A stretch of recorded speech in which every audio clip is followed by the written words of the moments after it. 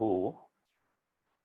ठीक है, पहली हेडिंग क्रिस्टलाइन एमॉर्फस हो गई। नेक्स्ट आज हमें सेकंड हेडिंग स्टार्ट करनी है, that is types of solid on the basis of bonding. Solids के अंदर भी जो बॉन्ड्स है ना, उन बॉन्ड्स के बेसिस पे सॉलिड कितने तरह का है। तो on the basis of bonding in between constituent particles, जो कंस्टिट्यूएंट पार्टिकल्स लगे हैं, जो यूनिट्स लगी हैं, उन यूनिट्स के बीच में कौन सा फोर्स है, उस फोर्स को हम यहाँ कह रहे हैं बॉन्डिंग। यहाँ पे चार तरह के सॉलिड होते हैं बेटा। One is termed as ionic solids. ठीक है, जो सिंपल बॉन्ड है उनके हिसाब से ही है आयनिक सॉलिड्स। तो बच्चों आयनिक सॉलिड कहने का मतलब क्या है, एक बार सोच लेते हैं बॉन्डिंग का बेसिकली सेंस क्या है। तो जब हमने किसी सॉलिड का एक्सरे करके देखा, एक हमने सॉलिड के ऊपर लाइट डाल के देखी, एक्सरे एनालिसिस किया कि पार्टिकल्स लगे कहाँ कहाँ हैं। तो बच्चों जहां जहां सॉलिड के कंस्टिट्यूएंट पार्टिकल लगे होते हैं, ये वाले पॉइंट सॉलिड्स में कहलाते हैं लैटिस पॉइंट। सपोज ये ऐसे सॉलिड का जब एक्सरे किया तो ऐसे हमें देखने को मिले, और जिसमें हमने ये लाइंस खुद बनाई हैं, यहाँ पार्टिकल्स प्रेजेंट थे, बीच में गैप्स थे, फिर पार्टिकल प्रेजेंट थे, समवॉट लाइक दिस। तो सॉलिड्स के कंस्टिट्यूएंट पार्टिकल जहां पे भी मौजूद होते हैं, जिस पोजीशन पे होते हैं, उसको हम कह देते हैं एलपी और लैटिस पॉइंट। ठीक है, सॉलिड के अंदर जहां एटम्स प्रेजेंट हैं वो पोजीशन कहला रही है उनकी लैटिस पॉइंट। अब बच्चों जब हम बात कर रहे हैं आयनिक सॉलिड्स, तो ये वाला वर्ड याद रखिएगा। अगर हम बात कर रहे हैं आयनिक सॉलिड, तो कहने का मतलब है इन लैटिस पॉइंट्स पे आयंस प्रेजेंट है। आई मीन टू से अगर यहाँ कैटाइन प्रेजेंट है तो यहाँ एनाइन होगा। इन लैटिस पॉइंट्स पे आयंस प्रेजेंट होंगे, अगर एक पे कैटाइन है तो दूसरे पे एनाइन होगा, एंड अपोजिट आयंस। तो lattice points have oppositely charge ions. तो आयनिक सॉलिड का मतलब क्या है, what is the sense your meaning of ionic solid. तो आपको कहना है कि लैटिस पॉइंट्स जो हैं, जब इनका एक्सरे करके देखा गया कि इनके अंदर कौन सी चीजें रिपीट हो रही हैं, किनसे ये मिलके बने हैं, तो ये मेडअप ऑफ आयंस थे। एट लैटिस पॉइंट्स पे, at lattice point alternately ions are present. बेटा मैंने अल्टरनेटली क्यों कहा है, एक कैटाइन है फिर एनाइन है, कैटाइन है anion, opposite ions are present, तो अल्टरनेट आयंस प्रेजेंट होंगे लैटिस पॉइंट्स पे। सेकंड, इनके बीच में कौन सा फोर्स होगा। अरे कॉमन सेंस है, जब बेटा ये आयंस प्रेजेंट हैं, कैटाइन एनाइन है, और इनका फोर्स 12th के स्टार्टिंग में आपने पढ़ा भी है, इलेक्ट्रोस्टैटिक और कूलम्बिक फोर्स कहलाता है। तो they are held together by a strong electrostatic force of attraction. Electrostatic और whatever the word, Coulombic force of attraction. Coulomb's law आपने पढ़ रखा है, वो इसके पार्टिकल्स के बीच में फोर्स है। कॉमन सेंस है, ये फोर्स बहुत स्ट्रॉन्ग होता है, इसलिए इनके melting point, boiling point high होते हैं। Due to strong force they have high melting point, boiling point. They are rigid also, क्योंकि ये एक स्ट्रॉन्ग फोर्स है, ये ज्यादा मूवमेंट या फ्लेक्सिबिलिटी नहीं आने देगा, तो दे आर रिजिड ऑल्सो। सारे ही सॉलिड रिजिड होते हैं, but they are more rigid और incompressible in comparison to others. तो ये आयंस से मिलके बने थे। लैटिस पॉइंट्स पे आयंस प्रेजेंट होंगे। फोर्स का नाम अगर कहें तो एक स्ट्रॉन्ग इलेक्ट्रोस्टैटिक फोर्स है। आयनिक बॉन्ड के कैरेक्टर एक तरीके से बता रहे हैं। मेल्टिंग पॉइंट, बॉइलिंग पॉइंट इनका हाई है। ठीक है, यहाँ एक अलग वर्ड जो भी आगे डिटेल में आएगा, that word is termed as coordination number. जब आयनिक सॉलिड को देखा गया तो इसमें हर एक आयन का एक डेफिनेट कोऑर्डिनेशन नंबर होता है। What is the meaning of coordination number. जैसे एक Na है, Na आयन, उसके चारों ओर Cl आयन प्रेजेंट है। तो जब एनालाइज किया कि पूरे क्रिस्टल में हर Na के चारों ओर 6 Cl थे और ऑब्वियसली हर Cl के चारों ओर 6 Na भी दिख रहे हैं। न्यूट्रल है ना, प्लस जितना होगा उतना ही माइनस होगा, तो न्यूट्रल क्रिस्टल है इसलिए चार्जेस बैलेंस दिख रहे हैं। तो पॉइंट क्या आ गया बच्चों कि यहाँ पे पॉइंट आ गया है कि आयनिक सॉलिड्स में एक डेफिनेट कोऑर्डिनेशन नंबर होता है। कोऑर्डिनेशन नंबर का मतलब होता है, अगर आयनिक सॉलिड के लिए कह रहे हैं तो neighbouring opposite charge ion, neighbouring oppositely charge ion directly in contact, इसीलिए वर्ड नेबरिंग कह रहे हैं। They have a definite coordination number या कैरेक्टरिस्टिक भी कह सकते हैं, definite coordination number. For example in NaCl, अगर हम बेटा NaCl की बात करें, इट्स कोऑर्डिनेशन नंबर इज, बेटा ऐसे लिख दिया जाता है, कोऑर्डिनेशन नंबर इज 6:6 पढ़ लो या 6:6। और इस 6:6 का मतलब अभी डिटेल होती जाएगी कि एक Na के चारों ओर 6 Cl है और हर Cl के चारों ओर 6 Na है। तो ionic solid are made up of ions, ये आयन से मिलके बने हैं बच्चों, पहला पॉइंट हो गया। दूसरा, इनके बीच में फोर्स कौन सा है, इलेक्ट्रोस्टैटिक है, स्ट्रॉन्ग फोर्स है।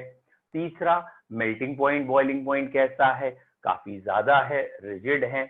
इनमें एक कोऑर्डिनेशन नंबर अगर हम कहें, that means opposite charge ion एक डेफिनेट नंबर में अटैच होते हैं।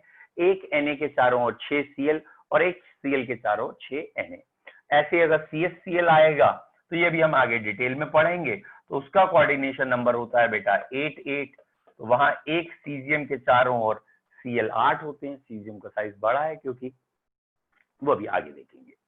अगर हम इलेक्ट्रिकल कंडक्टिविटी की बात करें, ये पॉइंट टीचर्स का थोड़ा सा फेवरेट है, दैट इज कंडक्शन और इलेक्ट्रिकल कंडक्टिविटी। तो बेटा आयनिक सॉलिड्स जो हैं, इलेक्ट्रिकल कंडक्टिविटी की बात करें, इलेक्ट्रिकल कंडक्टेंस, ठीक है, याद आ ही गया है आपको होपफुली, 11th स्टैंडर्ड में भी ये अलग से रिमार्क करके पढ़ाया था। They are bad conductor of electricity, although they are made up of ions, ये आयन से मिलके बने हैं बच्चों, but still they are bad conductor of electricity. क्यों है बैड कंडक्टर, याद आ गया, सॉलिड स्टेट में बैड कंडक्टर हैं, इसलिए बैड कंडक्टर हैं। आयंस तो हैं, but due to very strong lattice, force of attraction इतना ज्यादा है कि आयंस हिल नहीं पा रहे, मूव नहीं कर पा रहे, आयंस फ्री नहीं है। तो यहाँ they are bad conductor of electricity in solid state. Obviously हम सॉलिड ही पढ़ रहे हैं, तो अगर ये नहीं भी लिखा है तो अंडरस्टूड है, सॉलिड की बात हो रही है। They are bad conductor of electricity in solid state due to, क्यों है बैड कंडक्टर, या ज्यादा अच्छा ड्यू टू वर्ड से ज्यादा अच्छा हम लिख लें एज, बेटा एज स्ट्रॉन्ग लैटिस, या ions are not free, ions are not free to conduct. बेटा कंडक्शन करने के लिए मोबाइल आयंस होने चाहिए, यहाँ कंडक्शन पॉसिबल नहीं है, and it is due to strong lattice. ऐसा क्यों है बच्चों, it is due to strong lattice, ये एक स्ट्रॉन्ग लैटिस है, इसकी वजह से they are bad conductor of electricity. बोलो क्लियर है सारे पॉइंट। बाकी जो जनरल कैरेक्टरिस्टिक हैं कि ये किस में ज्यादा सॉल्युबल हैं, या मॉल्टन स्टेट में ले आए तो यहाँ कंडक्शन हो जाएगा, तो वो तो मॉल्टन की हमें बात ही नहीं करनी क्योंकि वो पिघल गया तो सॉलिड कहाँ रहा, या एक्व सोल्यूशन की बात ही नहीं करनी, हम तो सॉलिड पढ़ रहे हैं ना। तो आयनिक सॉलिड जब तक हैं वो बैड कंडक्टर है। और अगर कोई कहता है, या चैप्टर के लास्ट में हम आपको बताएंगे कि आयनिक सॉलिड भी गुड कंडक्टर हो सकते हैं अगर उनमें कोई डिफेक्ट है, तो जब भी डिफेक्टेड क्रिस्टल होगा तो ऑब्वियसली गुड कंडक्टर हो जाएंगे ड्यू टू डिफेक्ट की वजह से। अदरवाइज इन जेन्युइन केसेस, और ये कहें not genuine word, in the case of ideal, ठीक है, क्योंकि ideal crystals do not exist, तो ऐसे ही आइडियल केसेस में, या अगर आइडियल सॉलिड होगा तो वो बैड कंडक्टर होगा। और अगर तुम कोई एक्सपेरिमेंट करोगे तो ये पाओगे ये गुड कंडक्टर है। आपने एक नमक का NaCl का ढेर ले लिया, इधर से करंट छोड़ा और इधर टच करके देखें करंट मिलेगा, क्योंकि आइडियल क्रिस्टल कोई नहीं होता और हर सॉलिड में कुछ ना कुछ डिफेक्ट्स होते हैं, तो कंडक्शन करेगा। तो बेसिक ये हो गए इसके पॉइंट्स। इसके एग्जाम्पल्स क्या आएंगे? और कॉमन सेंस की बात है बेटा, NaCl, KCl या समथिंग लाइक दिस, K2SO4H2, तो ऐसे जितने भी सॉलिड्स हैं, CSCl, ठीक है, CSI, व्हाटएवर, तो ये जिसमें भी कैटाइन एनाइन दिख जाए आपको, वो आयनिक सॉलिड होगा। Even ammonium phosphate, ammonium sulphate, ऐसे सॉलिड आयनिक में काउंट होते हैं, क्योंकि यहाँ अमोनियम कैटाइन होता है और सल्फेट एनाइन। जब आप इसे आयनाइज करके देखेंगे तो बेटा यहाँ अमोनियम कैटाइन और सल्फेट एनाइन मिलेगा। तो अगर कोई सॉलिड है और सॉलिड का एक्सरे किया गया, वहां ये पाया गया कि ये आयंस में एग्जिस्ट कर रहा है, लैटिस पॉइंट में आयंस हैं, तो ये सॉलिड कहलाएगा आयनिक सॉलिड। ठीक है, तो आप नाम पे नहीं जाएंगे, आप इसके पीछे का बेसिक कंसेप्ट जो है उस पे जाएंगे, और कंसेप्ट ये था, ये आपके सामने जो कंसेप्ट बनाया ये है कि ये जो पॉइंट्स हैं, these points are termed as lattice points, और इन लैटिस पॉइंट्स पे मौजूद हैं आयंस, और अगर यहाँ एक कैटाइन मौजूद है, यहाँ दूसरा एनाइन मौजूद है, तब ये सॉलिड कहलाएगा आयनिक सॉलिड। अल्टरनेटली प्रेजेंट है उल्टे आयंस, तो सॉलिड कहलाएगा आयनिक सॉलिड। और कई बच्चे जल्दबाजी में बोलते हैं मेटल और non metal, something like this. बेटा मेटल नॉन मेटल मत बोला करिए, वो भी आपको आगे समझ में आएगा। जरूरी नहीं है कि सारे मेटल आयनिक बॉन्ड ही बना रहे हो। तो हमें तो ये देखना है फोर्स ऑफ अट्रैक्शन कैसा है। फोर्स ऑफ अट्रैक्शन ज्यादा है, आयंस प्रेजेंट है, this one is ionic solid. ठीक है, तो ये रहा आयनिक सॉलिड का आज का हमारा थोड़ा सा रिकैप। हम पढ़ रहे हैं सॉलिड्स में on the basis of bonding. बेटा बॉन्डिंग में हमने आयनिक सॉलिड पढ़ा। हमने कहा कि पहले आप इसके क्रिस्टल को देखिए, एक्सरे करिए, और जब हम एक्सरे करेंगे तो कुछ पोजीशंस होगी जहां ये प्रेजेंट होते हैं। इन पोजीशंस में जहां ये आयंस प्रेजेंट होते हैं, इन पोजीशन का नाम रखा गया है लैटिस पॉइंट्स। ये क्रिस्टल है पूरा, और इस क्रिस्टल में जो भी ये अभी पॉइंट डार्क हो रहे हैं, अगर आपको दिख रहे हैं, these points are known as lattice points. ठीक है, फॉलोड बाई हमने कहा आयनिक सॉलिड्स के क्या कैरेक्टर हैं। इन लैटिस पॉइंट में उल्टे आयन प्रेजेंट होंगे, कैटाइन एनाइन अल्टरनेटली लगे होंगे। तो at lattice points alternate ions are, या अल्टरनेट अरेंजमेंट इज प्रेजेंट। ठीक है, फॉलोड बाई इनके बीच में कौन सा फोर्स ऑफ अट्रैक्शन है? They have strong electrostatic force of attraction. इनका मेल्टिंग पॉइंट, बॉइलिंग पॉइंट कैसा होगा? हाई होगा। ये कैसे होंगे? रिजिड होंगे। ये रूम टेम्परेचर में सॉलिड ही होते हैं अधिकतर। फॉलोड बाय इनका कोऑर्डिनेशन नंबर होगा। यहाँ का कोऑर्डिनेशन नंबर 6 है NaCl के केस में, लेकिन अगर CsCl की बात होगी तो कोऑर्डिनेशन नंबर अलग होगा, 8 होगा। इलेक्ट्रिकल कंडक्टेंस की अगर बात करें तो ये बैड कंडक्टर है। बेटा हम तो सॉलिड ही पढ़ रहे हैं, इसलिए हम कहेंगे बैड कंडक्टर। हाँ, ये गुड कंडक्टर हो सकते हैं मोल्टन स्टेट में, एक्वस सॉल्यूशन में, लेकिन सॉलिड स्टेट में बैड कंडक्टर हैं। क्यों है बैड कंडक्टर? क्योंकि आयंस हैं लेकिन फ्री नहीं है। आयंस फ्री नहीं है कंडक्शन के लिए। और ये क्यों फ्री नहीं है? क्योंकि इनके बीच में बहुत स्ट्रॉन्ग फोर्स है, जिसे कह रहे हैं लैटिस इज स्ट्रॉन्ग। और आयनिक का एग्जाम्पल हो गया कैटाइन एनाइन, जहां दिख जाए वो एग्जाम्पल है। और इसमें एक अमोनियम सल्फेट भी आ सकता है। Ammonium sulphate is also ionic solid. अगर बेटा आयनिक सॉलिड क्लियर है 1 टाइप करिए, नहीं क्लियर है 2 टाइप करिए फास्ट। सार्थक clear? Good. Faiz clear? Type कर दो बेटा, ज्यादा बेटर है ना। ठीक है, मेधा क्लियर? बस 3 ही बच्चों में क्लियर है। ओके, शब्द क्लियर? ठीक है, और कोई बच्चा ऐसा है? बस ना। हाँ बेटा, कोऑर्डिनेशन नंबर अभी हम पढ़ेंगे, चैप्टर में आगे आएगा। कोऑर्डिनेशन नंबर का मतलब होता है कि एक के चारों ओर दूसरे वाले कितने हैं, उसे कहते हैं कोऑर्डिनेशन नंबर। यानी एक कैटाइन है तो इस कैटाइन के चारों ओर एनाइन कितने हैं 3 डायमेंशन स्पेस में। जैसे यहाँ सपोज ये कैटाइन दिख रहा है आपको, इसके नीचे एनाइन होगा, अपोजिटली चार्ज होगा, एनाइन होगा। फिर यहाँ पे ये एनाइन है तो नीचे कैटाइन होगा। ये कैटाइन है तो यहाँ नीचे एनाइन होगा, ये गलत है, यहाँ नीचे एनाइन होगा। ठीक है, तो अब आपने फिर देखा तो यहाँ पे कैटाइन आया, यहाँ एनाइन आया, समवॉट लाइक दिस। अब इसके चारों ओर कैटाइन अभी आपको कितने दिख रहे हैं, तो एक इसके डायरेक्टली टच ये होगा, एक डायरेक्टली टच ये, एक डायरेक्टली टच ये, एक ये। अभी 2 डायमेंशन में आपको 4 दिख रहे हैं, और जब आप 3 डायमेंशन में देखेंगे एक आगे और एक पीछे भी होगा तो 6 दिख जाएंगे। वो चैप्टर में जब आगे आप बढ़ेंगे तो समझ में आएगा, फिलहाल तो अभी इतना ही समझना है। What is the meaning of coordination number? Coordination number means nearest neighbor, जो सबसे पास में है वो neighbors जितने हैं, that number is known as coordination number. Now, second type of solid, बेटा दूसरा सॉलिड हम ले रहे हैं मेटेलिक सॉलिड। बहुत इजी ले रहे हैं और कोई ऑर्डर नहीं लगा रहे कि बुक में आयनिक का ये दे रखा, कुछ नहीं, simple. What is basically metallic word exist, जैसे आयरन है, लिथियम, सोडियम, पोटेशियम, एल्यूमिनियम, ये मेटल्स हैं। मेटल किसी को ना सोचो तो सबसे पहले आयरन ही आता है, लोहा उठाएंगे सिर पे मारेंगे।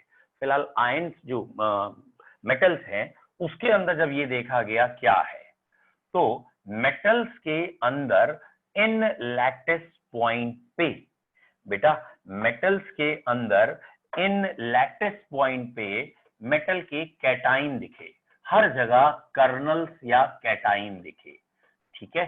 और मेटल ने इलेक्ट्रॉन लूज कर दिए और इनके जो इलेक्ट्रॉन लॉस थे वो डीलोकलाइज होके अंदर घूम रहे हैं, तैर रहे हैं। ये कहलाता है इलेक्ट्रॉन सी मॉडल। इस मॉडल का नाम रखा गया है इलेक्ट्रॉन सी मॉडल। फिलहाल ये प्रूफ करने की कोशिश है कि मेटल के अंदर अगर एक आयरन की रॉड है वो स्टेबल है, तो भैया ऑक्टेट रूल तो लग नहीं रहा, या ये कहें कि आयनिक बॉन्ड या कोवलेंट बॉन्ड दिख नहीं रहा, तो कौन से बॉन्डिंग है मेटल के अंदर। तो उसके लिए बच्चों ये एक मॉडल दिया गया कि मेटल के अंदर फ्री इलेक्ट्रॉन घूमते रहते हैं बहुत सारे। ये इलेक्ट्रॉन आते कहां से हैं? ये इलेक्ट्रॉन आते हैं मेटल्स, ऑब्वियसली आयनाइजेशन एनर्जी कम होती है, साइज बड़ा होता है, तो मेटल अपने आउटर मोस्ट इलेक्ट्रॉन या डी ब्लॉक में डी सबशेल के एंड आउटर मोस्ट छोड़ देते हैं और ये बनते हैं कैटाइंस या कर्नल्स। इलेक्ट्रॉन लॉस होने के बाद जो यूनिट बचती है उसे कर्नल कह सकते हैं। तो मेटल के कर्नल्स एक प्रॉपर पोजीशन पे अपनी जगह ले लेते हैं, वही लैटिस पॉइंट, उसी को हम कहते हैं लैटिस पॉइंट। तो यहाँ लैटिस पॉइंट पे सिर्फ कैटाइन है, इलेक्ट्रॉन नहीं है, ठीक है। And electrons are randomly present throughout the crystal. Metals की जितनी बातें आपको पता हैं ऑलमोस्ट सारी यहां से प्रूफ होगी। जैसे मेटल गुड कंडक्टर हैं इलेक्ट्रिसिटी के, अरे भैया इससे सारे फ्री इलेक्ट्रॉन है और ये इलेक्ट्रॉन मूव करते हैं, इनमें वाइब्रेशन हो सकता है, गुड कंडक्टर है। तो why metals are good conductor, वो क्लियरली दिख रहा है कि metals are good conductor due to availability of large number of free electrons. आप और सोच के देखिए, मेटल्स आर मेलिएबल डक्टाइल। जैसे ही आप यहाँ स्ट्रक करेंगे, हैमर करेंगे, आप इस चीज को स्ट्रक जैसे करेंगे, दो कैटाइन एक दूसरे के ऊपर इंपोज होने लगेंगे। अब भैया दो कैटाइन जुड़ तो सकते नहीं है, मैंने तुम्हें इतना गैप दिखा दिया, नेचर में इतना गैप थोड़ी है। तो अब दोनों में चार्ज भी प्लस ही है तो ये रिपेल करेंगे, क्योंकि ये तो मिनिमम डिस्टेंस ऑफ अप्रोच पे है, इससे ज्यादा पास आने के लिए पॉसिबिलिटी नहीं है, रिपल्शन शुरू हो जाएगा। तो अब जब रिपल्शन शुरू होगा तो क्या होगा, दे शुड स्किड, ये स्किड कर जाएंगे, एक दूसरे में चिपक तो सकते नहीं है, स्किड कर गए, और जब ये स्किड कर गए तो एक लेयर में जाके एडजस्ट हो गए। और ये वाला बॉन्ड ऐसा है जो नॉन डायरेक्शनल है, आपको दिख ही रहा है कि यहाँ इस कैटाइन और इलेक्ट्रॉन का अट्रैक्शन, जो लॉस्ट इलेक्ट्रॉन है उनका अट्रैक्शन मेटलिक बॉन्ड है। ऑब्वियसली इलेक्ट्रॉन रुका हुआ नहीं है, वो मोबाइल है, इसका मतलब अट्रैक्शन पहले से वीक है। आयनिक में दोनों चीजें रुकी हुई थी, दैट मीन्स एक दूसरे को टाइटली हेल्ड कर रखा था, ना तुम हिलोगे ना हम हिलेंगे।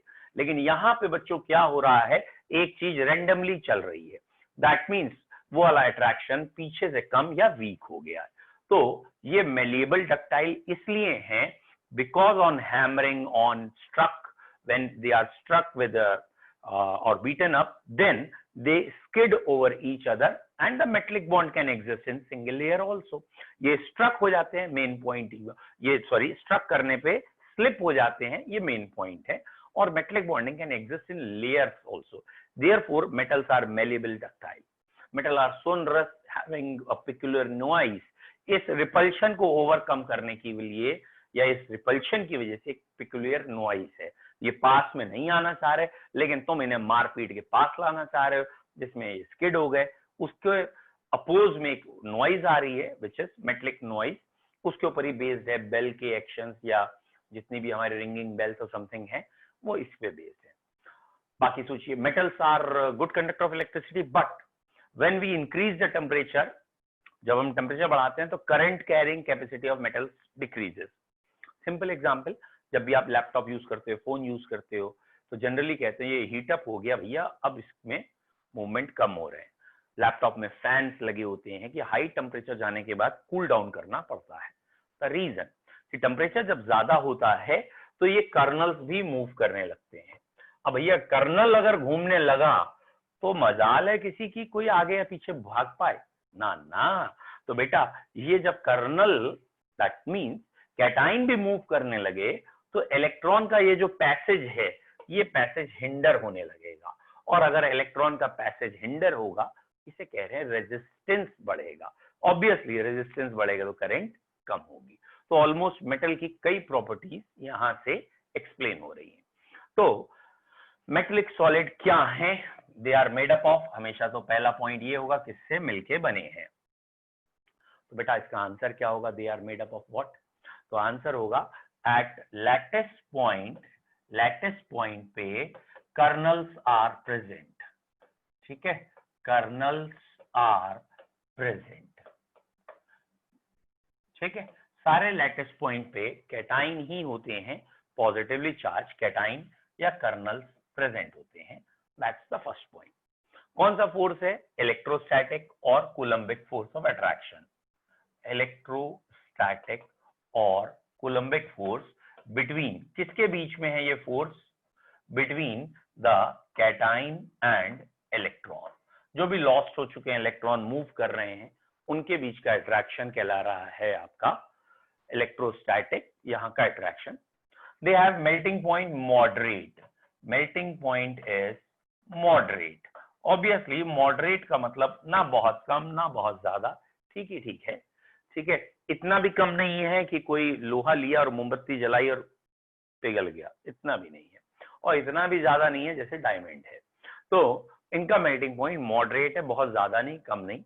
कुछ मेटल ऐसे हैं जो लिक्विड में एग्जिस्ट कर सकते हैं।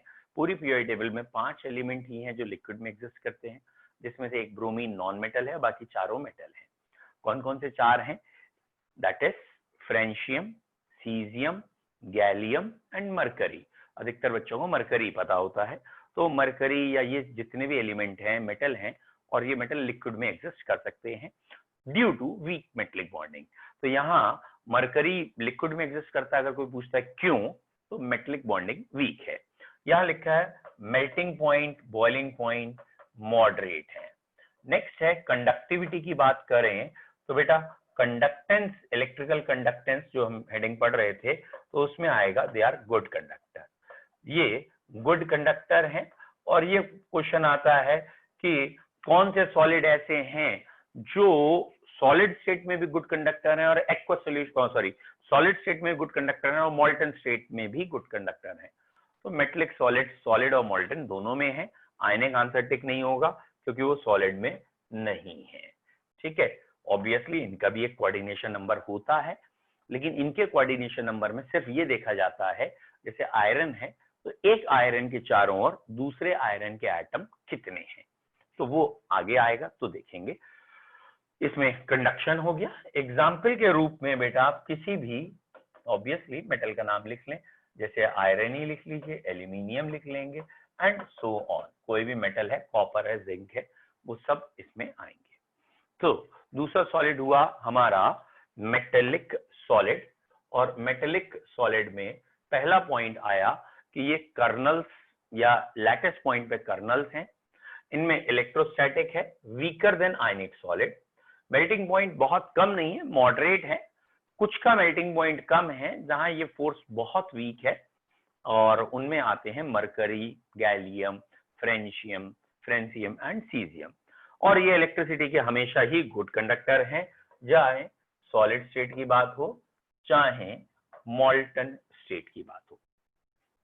अगर आपको सेकंड मेटेलिक सॉलिड क्लियर है तो जल्दी से 1 टाइप करिए, नहीं क्लियर है तो 2 टाइप करिए। फैज क्लियर, सार्थक क्लियर, अनुभूति क्लियर। इससे पता लग जाता है ना कि कौन देख रहा है या नहीं देख रहा। मेधा क्लियर, ठीक है, ओके। नेक्स्ट, अगला बेटा तीसरे टाइप का सॉलिड है हमारा, दैट इज कोवेलेंट सॉलिड पढ़ना है और मॉलिक्यूलर बचा है। तो पहले मैं कोवेलेंट कह रहा हूं, कोवेलेंट सॉलिड, ठीक है। What are covalent solids?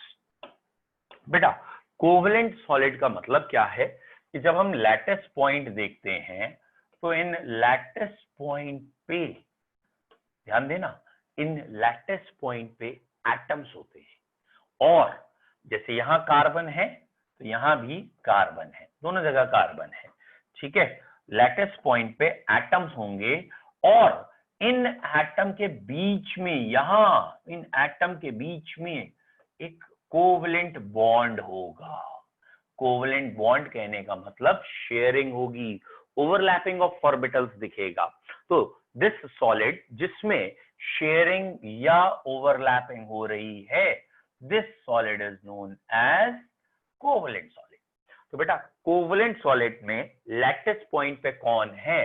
तो at LP lattice point atoms are present which are held together by, बेटा ये सेकेंड पॉइंट आ गया, held together by covalent bonds। ये दूसरे के साथ किस बॉन्डिंग से जुड़े हैं? Covalent bond. और ये बॉन्ड जैसे डायमंड में है 3 डायमेंशनल नेटवर्क जाइंट, चलता जाता चलता जाता चलता है, कहीं रुकता ही नहीं। मतलब मॉलिक्यूल नाम से कहीं रुक ही नहीं रहा। जैसे CO2 मॉलिक्यूल है या कोई और मॉलिक्यूल होते हैं, अमोनिया मॉलिक्यूल है, तो यहाँ फॉर्मूले का अंत दिख ही नहीं रहा, लाइन से चलता जा रहा है, चलता जा रहा है। तो क्योंकि ये एक नेटवर्क सॉलिड हो जाता है, इसलिए बेटा ये नेटवर्क और जाइंट स्ट्रक्चर में आ जाता है। Hence its melting point and boiling point are not only high, very high। इनके melting और boiling point हाई नहीं, बहुत ज्यादा होते हैं।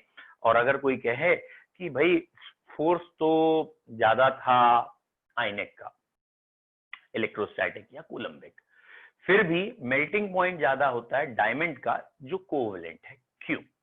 तो उसका आंसर है कि मतलब एक सिंपल भाषा में जैसे बचपन में सिखाया गया था, उस पॉइंट में अगर जाएं, एक स्टिक तोड़नी है और एक साथ 1 लाख स्टिक रख दी, उन्हें तोड़ना है, तो वो जब एक साथ बहुत सारी चीजें हो जाती हैं तो उनको ब्रेक करना मुश्किल होता है। यहाँ पे वही बात है। ये बात सही है, एक बॉन्ड इसका वीक है विद रिस्पेक्ट टू एक बॉन्ड आयनिक के, बट यहाँ जो बॉन्ड्स हैं वो थ्रू आउट द क्रिस्टल चलते गए, एक नेटवर्क बन गया है, और उस नेटवर्क और जाइंट क्रिस्टल की वजह से उसको पिघलाने के लिए, मेल्ट करने के लिए सारे बॉन्ड तोड़ने हैं। ऑब्वियसली ओवरऑल एनर्जी बहुत ज्यादा चाहिए, और इसलिए आपका आंसर आएगा they have directional covalent bonds extended throughout the structure. तो ये वाली लैंग्वेज आप लिखेंगे तो आपको नंबर मिलेंगे। They have directional covalent bonds, directional covalent bonds extended throughout the crystal. They have directional covalent bond extended throughout the crystal. Covalent bond है, एक पर्टिकुलर डायरेक्शन में है, शेप में है, और पूरे क्रिस्टल में है। Hence their melting point and boiling point is very high. Obviously, generally they are very hard. ठीक है।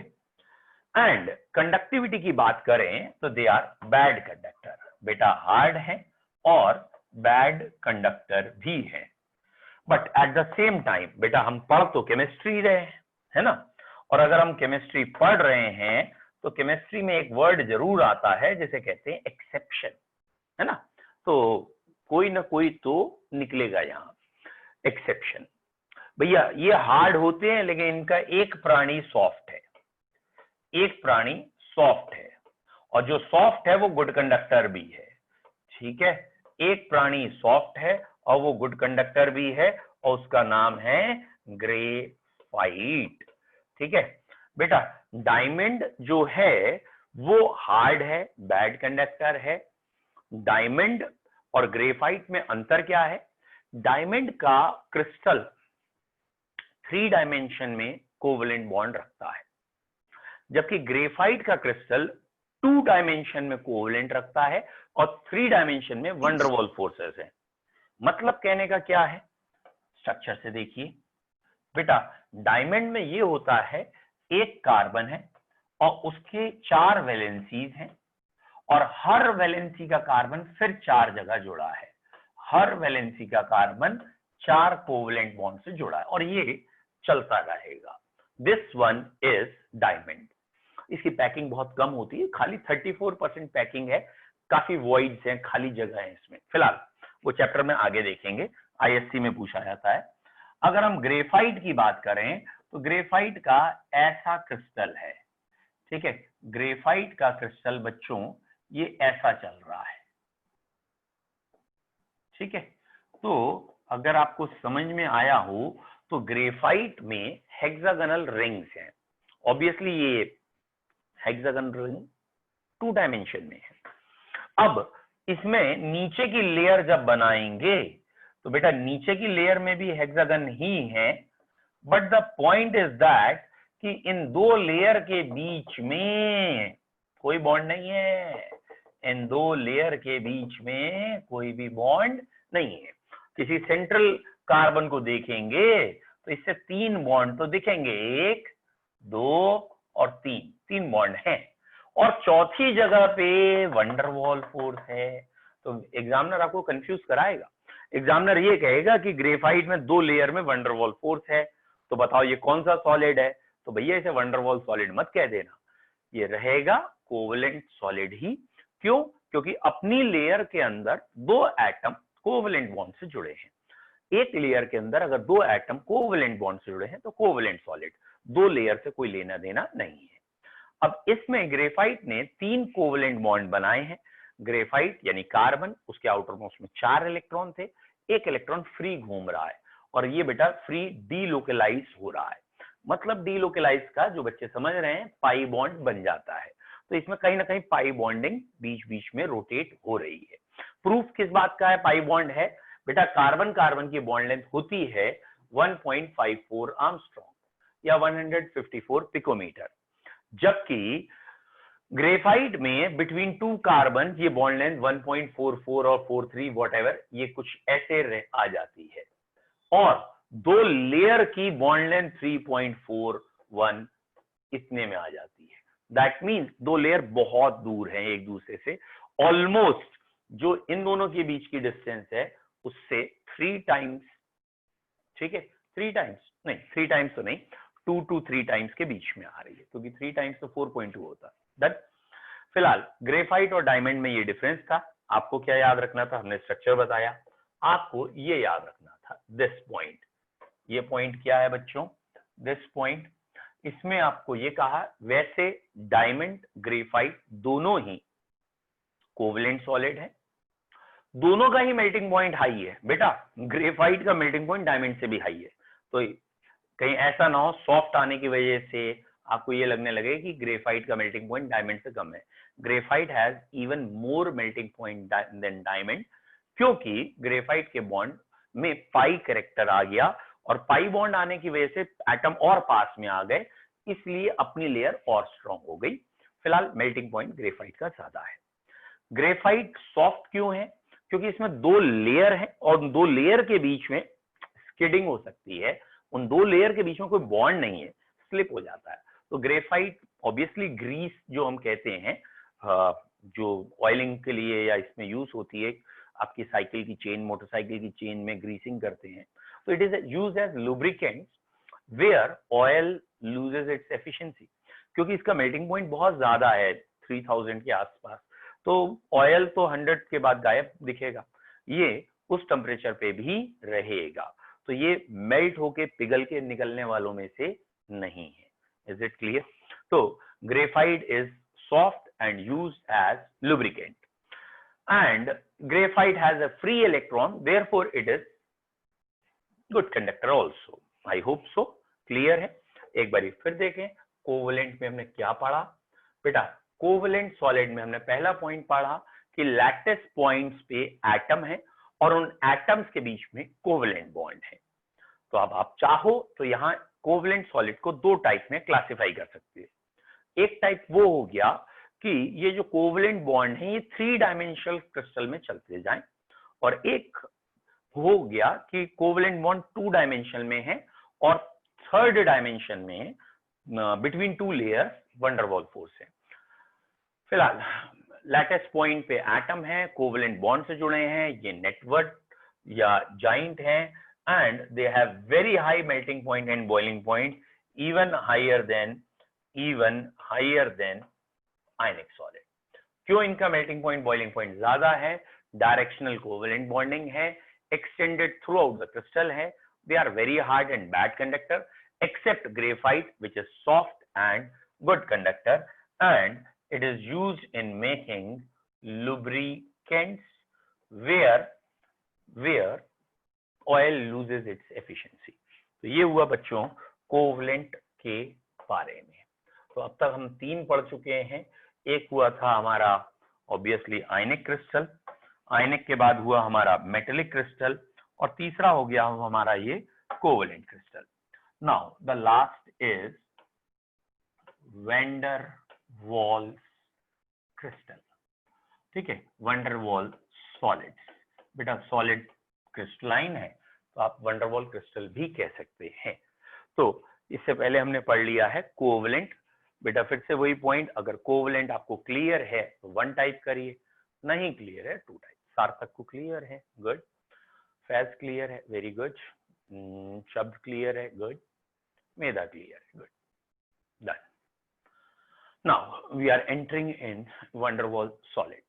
वंडरवॉल सॉलिड का मतलब क्या होता है? हर बारी की शुरुआत की तरह इस बार भी कि ये हमारा लैटिस है। इस लैटिस में ज्यादा लाइंस होगी ना, इस लैटिस में बेटा बहुत गैप्स होंगे बीच में, और लैटिस पॉइंट्स पे जब हम देखेंगे तो पूरे के पूरे मॉलिक्यूल्स यहां पड़े होंगे। जैसे ये पूरा CO2 यहां पड़ा है, समझ में आया? पूरे मॉलिक्यूल्स, खाली एटम नहीं, मॉलिक्यूल्स यहां पड़ा पूरा CO2। और अब इन दोनों के बीच में देखा तो कोई फोर्स नहीं था, कोई बॉन्ड नहीं था, तो डॉटेड लाइन से जो रिप्रेजेंट करते हैं यानी वंडरवॉल फोर्स दिखा दिए, वीक वंडरवॉल फोर्स। तो यहाँ का पहला पॉइंट आ गया बेटा कि एट लैटिस पॉइंट, ठीक है, at lattice point molecules are present, ठीक है। बस एक जगह यहाँ एटम हो सकते हैं अगर by chance, rare to rarest, inert gas को सॉलिड बना दें, जैसे हीलियम को सॉलिड बना दें, विच इज वेरी टिपिकल। तो अगर इनर्ट गैस को सॉलिड बनाएंगे तो वहां एटम हो जाएंगे, बाकी हर जगह मॉलिक्यूल ही रहेंगे। तो यहाँ मॉलिक्यूल्स हैं।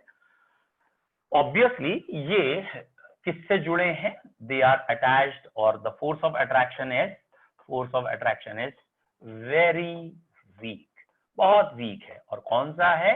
Van der Waals force. क्योंकि ये बेटा वंडरवॉल फोर्स है, obviously therefore they are called as van der Waals solid. अब बच्चों यहाँ 3 तरह का वंडरवॉल फोर्स माना गया है।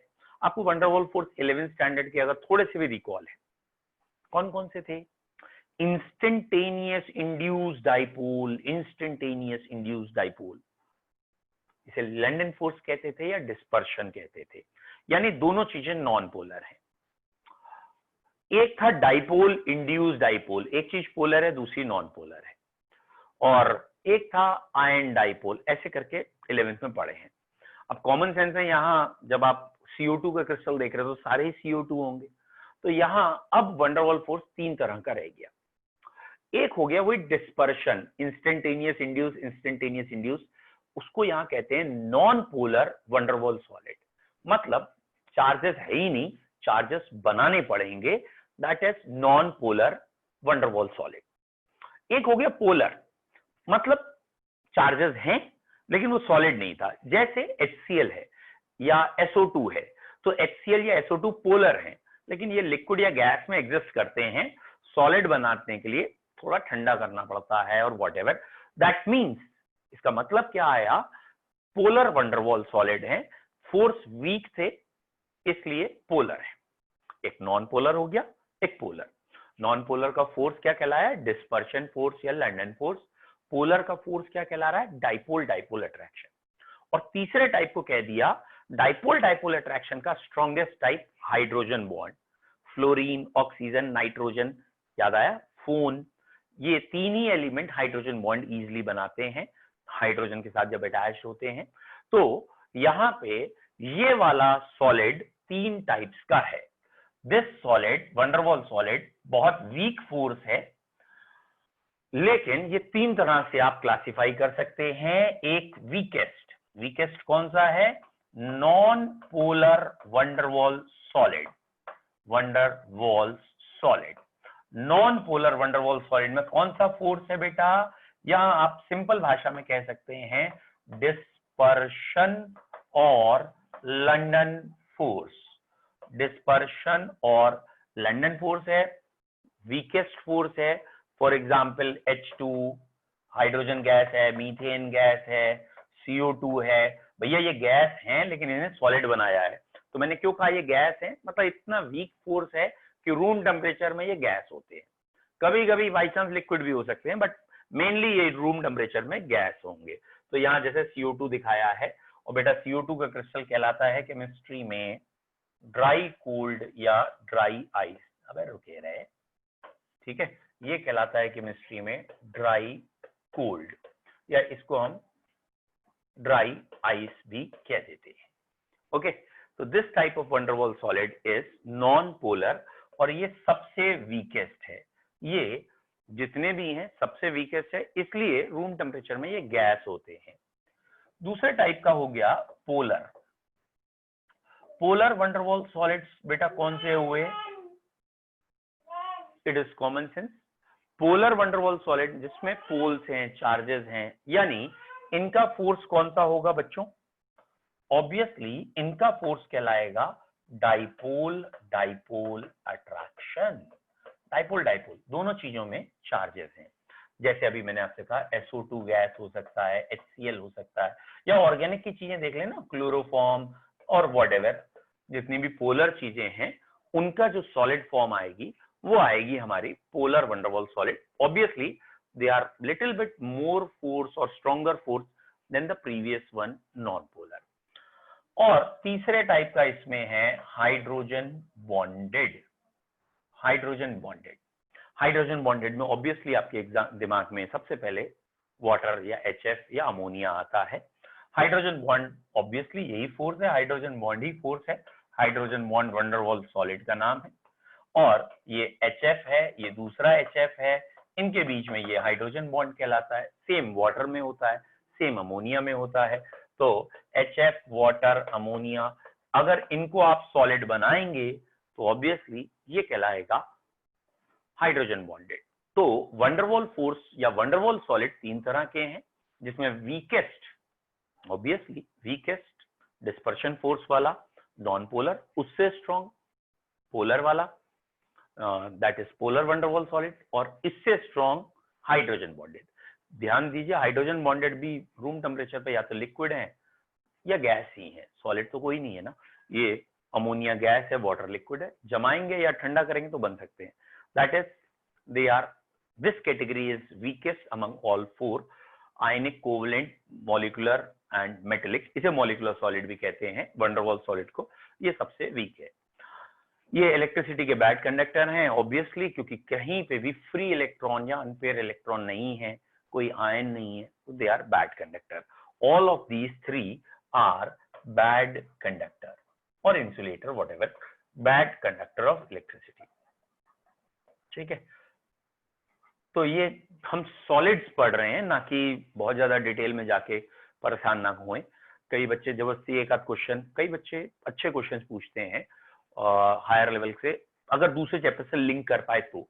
जैसे एक बच्चे ने, जो मैंने ये पढ़ाया था लास्ट टाइम, तो आप ही के बैच में से एक बच्चे ने बड़ा अच्छा पूछा था कि आप ये कह रहे हो ये बैड कंडक्टर है, अगर हमने ऑक्सीजन गैस को सॉलिड बना दिया, अगर, तो it is hypothetical, oxygen gas को सॉलिड बना दें तो बैड कंडक्टर है या गुड कंडक्टर. तो ऑब्वियसली अगर आप ऐसा कोई क्वेश्चन बनाओगे तो मे बी गुड कंडक्टर हो जाए, क्योंकि हमने 11th में पढ़ा है मॉलिक्यूलर ऑर्बिटल थ्योरी में कि O2 is paramagnetic having unpaired electron, और अगर वो पैरामैग्नेटिक है और अनपेयर इलेक्ट्रॉन है तो गुड कंडक्टर हो सकता है. ठीक है, तो उस केस में हमें सोचना पड़ेगा, और जब भी ऐसे कोई नए क्वेश्चन आए तो उसको आपको सोच के आंसर करना होगा. तो ये हो गया हमारा वंडरवॉल सॉलिड 4th कैटेगरी, और ये 3 टाइप का है. Any doubt? समझ में आ गया? 1 टाइप करो, नहीं आया 2 टाइप करो. गुड. फैज क्लियर, शब्द क्लियर, सार्थक क्लियर, मेधा क्लियर. ओके. अच्छा, मीटिंग में हम 4 और 1 5 ही जने हैं या और भी हैं? ओके, 5 ही हैं शायद. ठीक है, 2-4 बच्चों ने कहा तो था लेकिन आए नहीं है, हार्डली मैटर. एक मिनट बेटा, just a second. Okay, yes. एक आध बच्चा पूछ रहे हैं नोट्स के लिए, मैं आपके लिंक भेज दूंगा, जहाँ पहले बच्चों को जैसे लिंक भेजा है आप लोगों को लिंक भेज दिया जाएगा, तो आप उस लिंक से नोट्स डाउनलोड कर लीजिएगा. ठीक है, और चाहेंगे तो मैं इसमें PDF ऐड कर दूंगा. चलिए, आज की मीटिंग यहीं तक रखते हैं. Have a nice time. इतना पढ़िए 4 टाइप का solid. Thank you sir. Thank you, sir. Okay बच्चों, बाय.